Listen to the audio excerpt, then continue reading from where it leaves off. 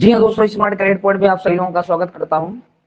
आज हम लोगों का, जैसे आप जान रहे हैं, लगातार मैं आपको वीडियो प्रोवाइड कर रहा हूँ। आज हमारा मैथ का सेकंड वीडियो है।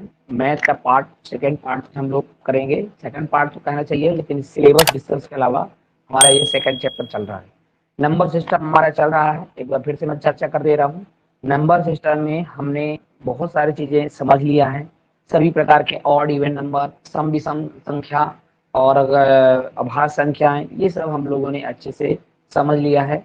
आज हम जो बात करने वाले हैं दोस्तों, बहुत ही सिस्टमेटिक बात करने वाले हैं। जो ये है, जो मुख्य रूप से कुछ क्वेश्चन आज हम चर्चा करेंगे। तो क्वेश्चन ये होता है कि भाजकों की कुल संख्या निकालने की संख्या।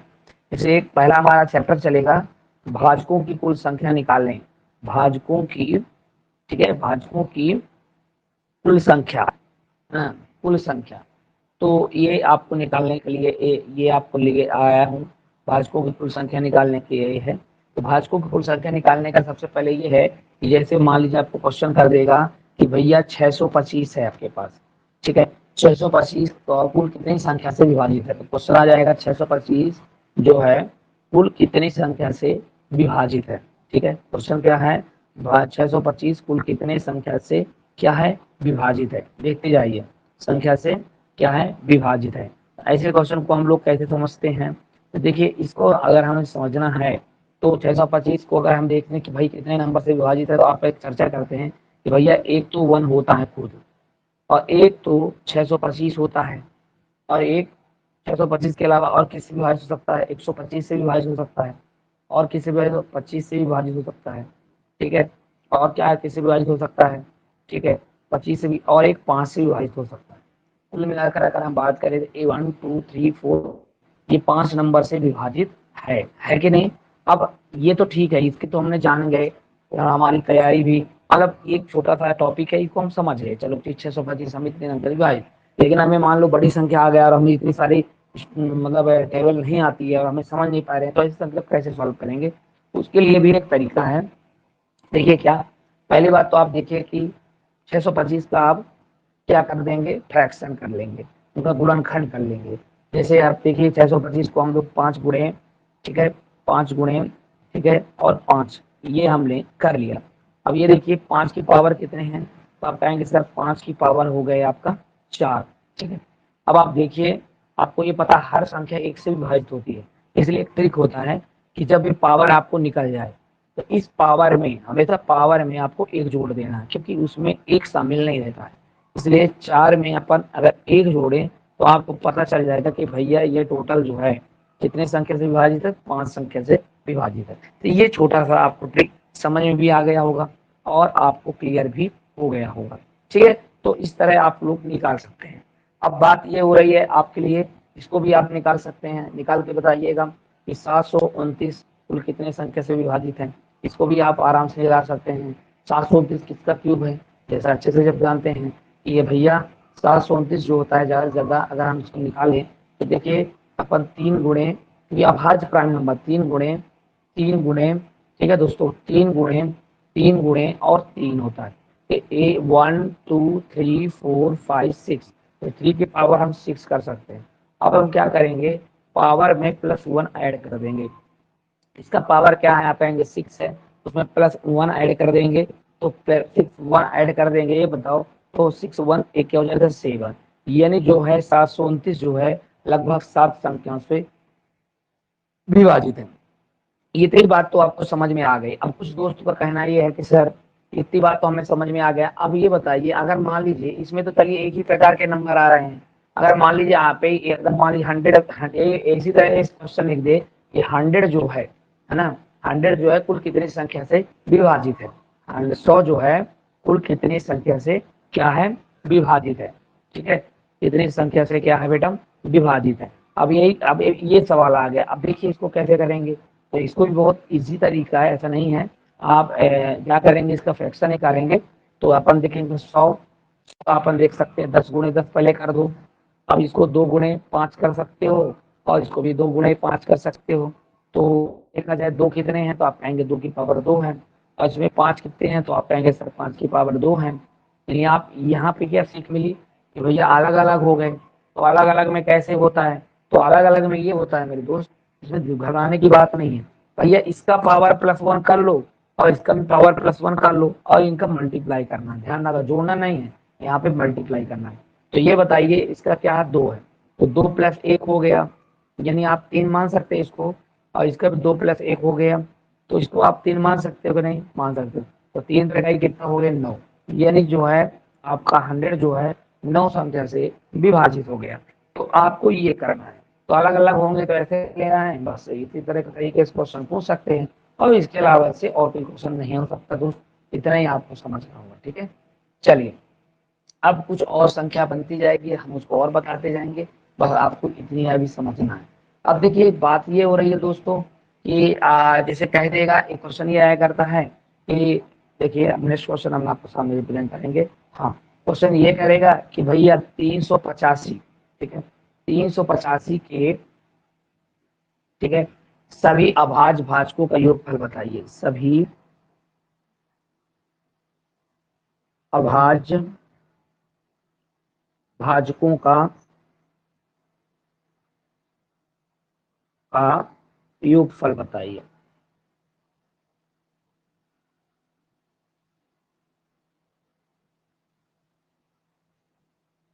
ठीक है, तो आप इसको कैसे करेंगे, सभी 385 के सभी अभाज्य भाजकों का योगफल बताना है। तो देखो बेटा आपको क्या करना है, पहले इसका अभाज्य संख्या निकालना है। तो जब 385 का आप एलसीएम करेंगे, तो मैं आपको गुणनखंड करके बता रहा हूँ, 385 से एक बार आप 385 का मान लीजिए, मैं यहीं पे करके आपको दिखा दे रहा हूँ। 385 का हम यदि एलसीएम कर रहे हैं, तो मान लीजिए पहले मैं आपको 5 से काट देता हूँ, मतलब 5 सते 35 और 5 सते मान लीजिए 35 आ गया। अब आप कहेंगे सर एक चीज से कटेगा, तो आप 7 से कटेगा, तो 7 1 जा 7, 7 1 जा 7। अब एक किससे कटेगा, 11 से कटेगा, 11 1 जा 11। कुल मिलाकर ये आया कि 5 × 7 × 11 आया, ठीक है। अब इसमें देखिए इनमें जितने भी अभाज्य भाजक हैं इनकी योगफल निकालना है, ठीक है। तो अभाज्य भाजकों का योगफल कैसे आया, देखो इसका एक अभाज्य भाजक 5 आया, दूसरा 7 आया और तीसरा 11 आया, इनको आप ऐड कर देंगे तो टोटल इनका योग कितना हो जाएगा, आप कहेंगे सर 23 होगा। बिल्कुल सही आंसर है, इसका सही आंसर 23 हो जाएगा, ठीक है। तो बस इसी तरह अभाज्य भाजकों के योगफल का मतलब ये है कि उसका गुणनखंड कर देना, और गुणनखंड करने के बाद इसको आप पढ़ सकते हैं। एक नेक्स्ट क्वेश्चन आप करके दिखाइएगा, आपके लिए है कि भैया आप ये करेंगे कि 3791 के सभी अभाज्य भाजकों के, सभी अभाज्य भाजकों के योगफल बताइए, ठीक है बेटा। तो सभी अभाज्य भाजकों के योगफल बताना है आपको, तो ये भी आप यहाँ पे देख सकते हैं, भाई इसको आप सॉल्व करके बताइएगा, आपके लिए आ जाएगा। ऑप्शन दे देते हैं, आपके लिए ऑप्शन दे देंगे भैया, 240, 250, 260 और डी नंबर है नॉन ऑफ दीज, ठीक है। तो ये आपका ऑप्शन है, इसको आप करके अब हमें सेंड करिए। चलिए अब आप देखिए, अब एक बात ये होती है अभाज्य भाजकों का, अब हम प्राइम नंबर के बारे में पढ़ेंगे। तो देखिए अभाज्य प्राइम नंबर हमने पढ़ लिया था कल, तो जो उसे प्राइम नंबर में आप समझ सकते हैं, लेकिन अब क्वेश्चन ये है कि अभाज्य मतलब अभाज्य संख्याओं का कैसे जांच करते हैं। तो अभाज्य संख्याओं का जांच करना, अभाज्य संख्याओं का जांच करना, तो अभाज्य संख्या में क्या जांच कैसे करना है ये आपको सामने आएगा। तो सबसे पहले बात, अभाज्य को संख्याओं का जो जांच करना है, ठीक है, उसमें हम लोग पहले चर्चा करते हैं। सबसे पहली बात, अभाज्य संख्याओं का जांच में जैसे कह देगा कि भैया 373, देखिए 373 अभाज्य है या नहीं, अभाज्य है या नहीं, ठीक है। तो अब इस क्वेश्चन को कैसे सॉल्व करेंगे, देखिए तो इसके तरीका ये है दोस्तों, मैं आपको बताऊंगा। तो 373 पहले समझो कि ये कैसे किस संख्या के वर्ग के आसपास आता है। तो आप कह देंगे सर ये 373, जैसे देखो ये 20 का क्या होता है वर्ग? आप कहेंगे सर 400 होता है। और अगर हम 18 की बात करें 19 के, तो 19 का वर्ग होता है 361। यानी कुल मिला के ये 19 और 18 के बीच में आता है। यानी अब आप इसको चेक कर लेंगे तो 19 से नीचे जितनी अभाज्य संख्याएं हैं उससे हम इससे डिवाइड करेंगे। यानी कौन कौन अभाज्य संख्या? 2 से। तो 2 से कटने का क्या नियम होता है कि किसी भी संख्या के अंत में सम संख्या होनी चाहिए और 0 होना चाहिए। तो नहीं है तो 2 से नहीं कट सकता है। 2 भी अभाज्य संख्या है, आपको पता होगा। कि 3 से काट के देखेंगे तो 7 3 10, 10 3 13, ये भी 3 से नहीं कटेगा। 3 का कटने का क्या नियम होता है? सब जानते हो। 3 का कटने का नियम ये होता है कि इन सभी संख्याओं को योग कर दोगे। अगर योग किए हुई संख्या, जैसे इसका 7 3 10 10 3 7 7 3 10 3 13 आया, तो 13 अगर 3 से कट जाएगा तो ये 3 से कट जाएगा। तो नहीं कट रहा है, यानी 3 से भी नहीं कट सकता। 5 से तो ये कट ही नहीं सकता, क्योंकि 5 का नियम होता है कि किसी भी संख्या के अंत में 5 होना चाहिए या 0 होना चाहिए। अब इसके बाद आपका 7 आया, तो 7 का देख लीजिए एक बार। 7 बना 35, नहीं काटेगा। तो 7 को तो आप खुद ही चेक कर लेंगे। 7 के बाद आप 11 देखिएगा, 11 से कट रहा है, 11 33, नहीं काटेगा। अब 11 के बाद आप देख लीजिए 13 से, 13 से देख लीजिए, 13 से ना कटे तो 17 देख लीजिए, 17 से भी नहीं कटेगा। तो कुल मिलाकर अब ये कह सकते हैं कि ये संख्या क्या है? अभाज्य। क्या है? अभाज्य। कौन सी संख्या बताइए? आप कहेंगे सर जी ये संख्या अभाज्य। ठीक है, समझ में आ गया कि नहीं आया? अभाज्य। तो बस यही आपको चेक करना है, ऐसे ही क्वेश्चन को सॉल्व करते हैं। ठीक है, अब आप लोग इसको सॉल्व करके बताएंगे, इसी तरह से आप करेंगे। 1001 जो है अभाज्य है या भाज्य है? अभाज्य है या भाज्य है?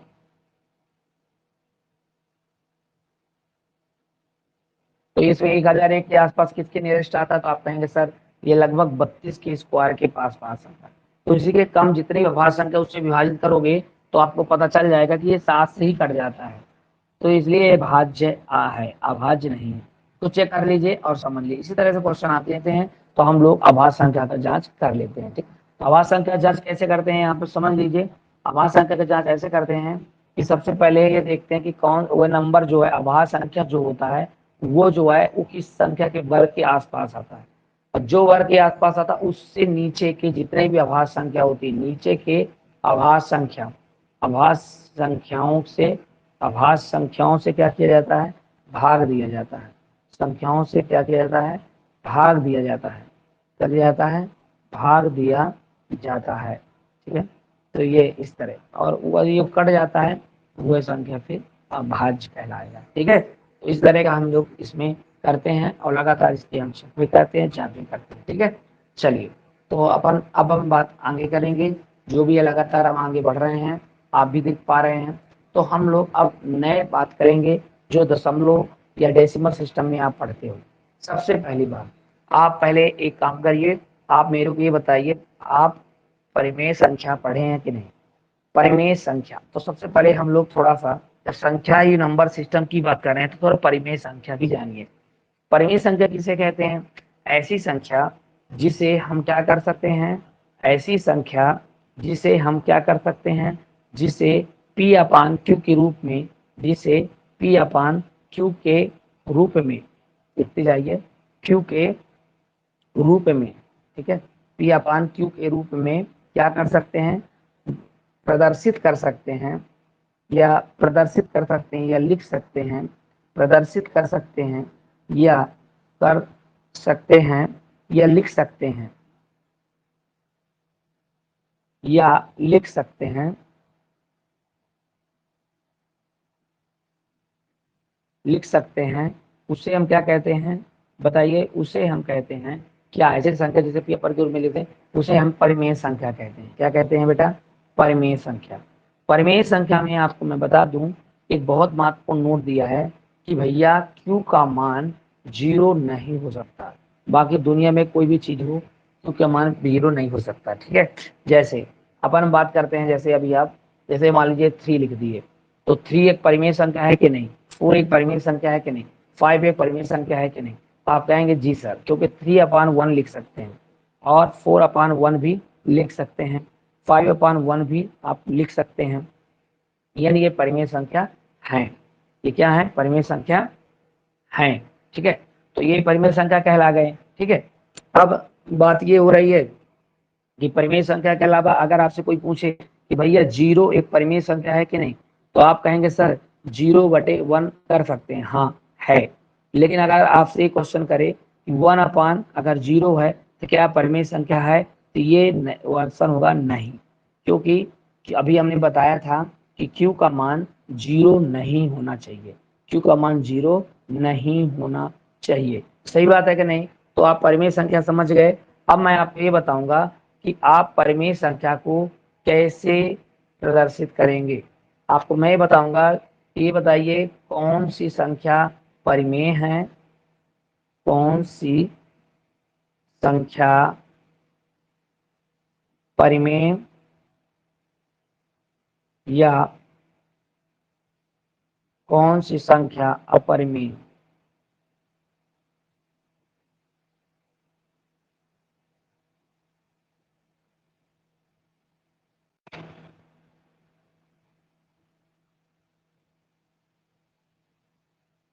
ठीक है, तो देखिए परिमेय और अपरिमेय देखिए, तो परिमेय को अगर हम बात करते हैं कि कौन सी संख्या भैया परिमेय है और कौन सी संख्या अपरिमेय है, अगर हम बात करते हैं तो देखिए भैया सीधा सीधा बात यह है कि जैसे आपके सामने मैं यहाँ पे लिख रहा हूँ, मैं आपको यहाँ सामने ये लिख रहा हूँ, जैसे देखते चाहिए ये है 2/5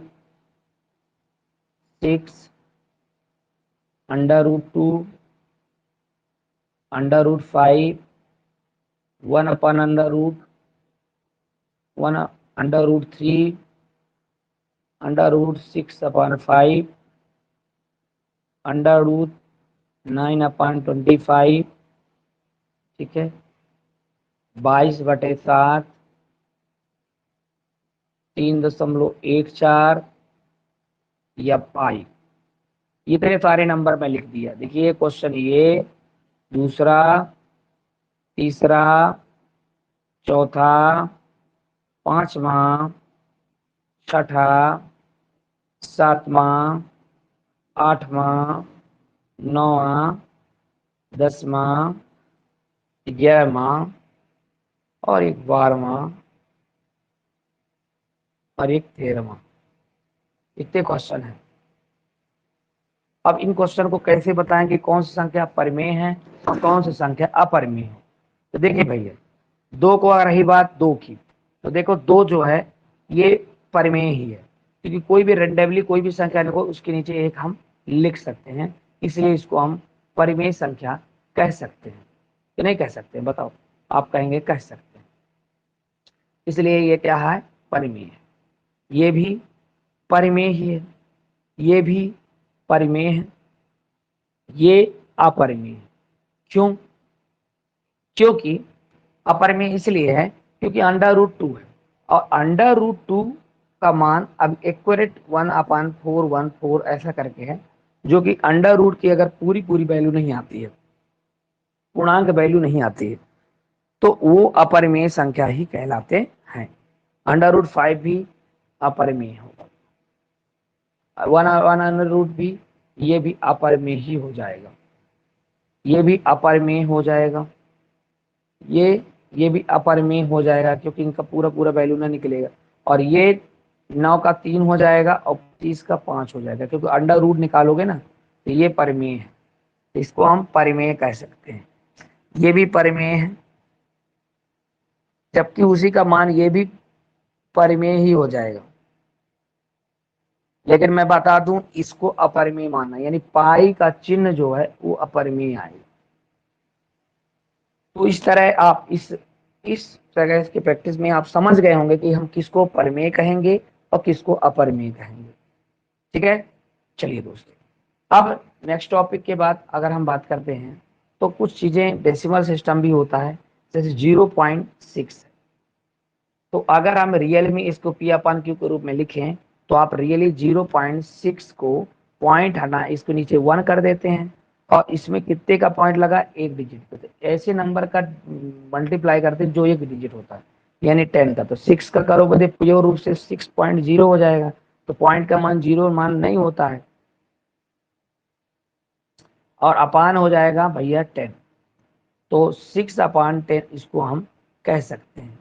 या फिर 2 से काटेंगे तो 3, और 2 से काटेंगे तो यहाँ पे 5, 3/5 इसका विस्तारित रूप हो जाएगा। 0.9 को भी इसी तरह लिखना है अगर, तो 9/10 आप लिख सकते हैं। अगर अच्छा बताओ अगर 2 पॉइंट हो जाएंगे तब क्या होंगे, तब भैया आपको 2 ठो 0 बढ़ाना पड़ेगा। अब इसी तरह अगर 3 पॉइंट हो गए तब क्या करोगे, अरे भैया तब आपको 6 पूरा लिखिए और 3 ठो 0 बढ़ाना पड़ेगा, यानी जितने पॉइंट होंगे वैसे 0 बढ़ाते जाएंगे। तो इस तरीके का आप लोग को पता होगा, इसमें कोई ऐसे दो राय नहीं है, लेकिन अपन क्या है ना, 0 लेवल को उठाना है, हमारा ये मेन उद्देश्य है, इसलिए हम इसको बता रहे हैं। अब बात ये हो रही है कि कभी कभी सर 0.7 बार, अब ये बार दे देता है, ये बार क्या चीज है आपको मैं एक बात बता दूं, अगर एक में यहाँ पर 7 का भाग देंगे आप, तो 7 पॉइंट लगाओगे तो ये हो जाएगा 10, तो 7 एक कम 7, उतरेगा क्या 3, पॉइंट लगा ही है 0 उतर जाएगा, 7 चको 28, बचे कितना 2 हो जाए, पॉइंट लगा ही है 0 उतर जाएगा, 7 दूना 14 हो जाएगा, कितना बचेगा 6, पॉइंट लगा ही 60 हो जाएगा, 7 अठे 56 हो जाएगा, 56 का 60 में 56 घटाएंगे तो आपको बचेगा भैया 4, फिर पॉइंट लग गया 60 हो गया, 7 पना 35 हो गया, ये आपका बचेगा 5, फिर पॉइंट हो गया 50 हो गया। अब 50 को 7 सते 49, अब 50 में 49 घटेगा तो आपको बचेगा 1, यानी यही एक फिर से आ गया, तो फिर से वही एक और पॉइंट होगा, तो जब यही बात फिर से रिपीट होने वाली है इसलिए इतने बड़े नंबर में बार लगा दिया जाए। तो बार का मतलब है कि जो नंबर बार बार रिपीट होता है उसी को तो हम बार कहते हैं। ठीक है ना, समझ में आया कि नहीं आया, आया होगा। तो अब ये बार जो आता है ना उसी तरीके का है, मान लीजिए। अब आपको इसको पूरी विस्तार पूर्वक समझाएंगे। सबसे पहले 0.7 बार है, इसको सॉल्व करना है। क्या करना है, हमें सॉल्व करना है। कैसे करेंगे, इसको x की वैल्यू मानेंगे 0.7777 डैश डैश। अब ये बताइए, एक ही बात पॉइंट लगा था इसलिए दोनों तरफ से हम बोथ साइड में क्या कर देंगे, बोथ साइड जो है हम लोग 10 का मल्टीप्लाई कर देंगे। तो बोथ साइड मल्टीप्लाई करेंगे तो ये बताओ, आप खुद बताओ, यहाँ पे भी देखेंगे तो x में 10 का मल्टीप्लाई होगा और इधर भी करेंगे तो 7.777, एक 7 आगे आ जाए तो यहाँ पे 10x बराबर 7.7777। अब समीकरण नंबर ये हो जाएगा 2। समीकरण नंबर 2 से समीकरण नंबर 1 को घटा देंगे तो 10x से 1x अगर घटाएंगे 0.7777। तो एक बताओ, यहाँ पे 10 में से 1 घटेगा तो 9x बचेगा और यहाँ पे मान लीजिए सब कटेगा, केवल 7 बस बचेगा। तो अपन x बराबर अगर देखें तो 7/9 होगा कि नहीं, आप कहेंगे यस। 7/9 हो गया कि नहीं हो गया बताइए, आप कहेंगे यस। अब क्या होगा, तो अब ये बताइए, इतनी बड़ी क्वेश्चन अगर इतनी बड़ा अगर हम करेंगे सॉल्व तो हमारा पूरा समय यही खा लेगा। इसीलिए आपको एक तरीका बताने जा रहा हूँ कि जितने में अब पहले जितने बार लगाओ उतने बार यहाँ पे 9 रख देना नीचे बस। अगर 0.69 है उसमें दोनों बार लगा तो 69/99 लिखते हैं। 0.24 है अगर 5 है और तीनों में बार लगा है 245/999, यानी जितने में बार लगा है उतने में हम 9 रख देते हैं। इतनी बात समझ में आई कि नहीं आई, आ गई है। अब बात हो रही है दोस्तों आगे की। आगे के प्रोसेस क्या है, आगे की प्रोसेस ये है कि मान लीजिए बाई चांस कभी कभी क्वेश्चन हमने 4 7 में देख ऐसा इस तरह क्वेश्चन देखते हैं कि एक में बार ने दूसरे वाले में बार लगा है। क्या करना है ये डायरेक्ट बता देता हूँ क्योंकि इसमें बड़ी बात है। आपको मैं एक ट्रिक बता दूं, पहले आप 47 का 47 लिख देंगे, जिसमें बार नहीं लगा है उसको यहाँ पे माइनस कर देंगे और एक एक बार लगा इसलिए 9 रखेंगे और जिसमें नहीं, जितने में नहीं लगा उसके उतने 0 लगाएंगे। तो एक में नहीं लगा तो 0 लगा दिए। आप 47 से 4 माइनस करेंगे तो आपको आंसर आ जाएगा 49। इस तरह का भी क्वेश्चन सॉल्व होता है। तो फिर इसको आप सॉल्व कैसे करेंगे बताइए। इसमें 2 टर्म बार लगा 69 और जितने में बार लगा उतने में 9 लगा देंगे, एक 0 कर देंगे और इसमें से एक जिसमें बार नहीं लगा उसको इससे माइनस, तो आपको मिलेगा 691/990। ऐसे लगातार आप कर सकते हैं, ठीक है। तो इस तरह क्वेश्चन को आप सॉल्व करिएगा। मैं आप एक क्वेश्चन और दे रहा हूँ 0.697 बार। अब क्या करेंगे आप, तो 697 पूरा लिख देंगे और उस पर 9 लगा के जितने में बार नहीं लगा उतने 0 रखेंगे। जैसे 697 एक में बार लगा, 2 ठो में नहीं लगा, 0 रखेंगे और इसको जिसमें नहीं उसको माइनस कर देंगे तो आपका आंसर आ जाएगा, ठीक है। तो इस तरह आप इसको कर लीजिएगा दोस्त। इसी तरह से बहुत सारे क्वेश्चन अभी आपको दिखाने वाले हैं हम। लगातार इसमें अपडेट रखना है आपको और लगातार आप इसमें हमेशा जुड़े रहिएगा। तो चलिए दोस्तों, इतनी बात मैंने आज कर दिया है। कल की क्लास में हम कल के सेशन में आगे का टॉपिक पढ़ेंगे। लगातार आपको इससे वीडियो हम देते रहेंगे, ठीक है। तो आप इस जुड़े रहिए और बने रहिए, ठीक है। Thank you.